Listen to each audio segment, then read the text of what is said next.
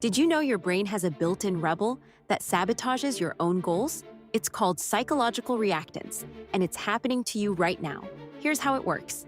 The moment someone tells you what to do, even if it's good for you, your brain sees it as a threat to your freedom, so it automatically wants the opposite.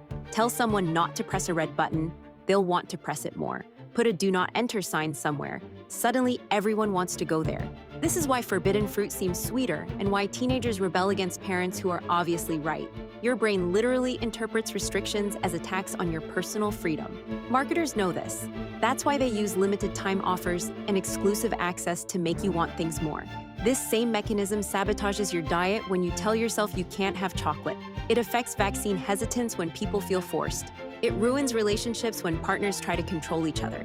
The most effective influence doesn't give commands. It gives choices, because your rebel brain can't fight what it thinks it decided.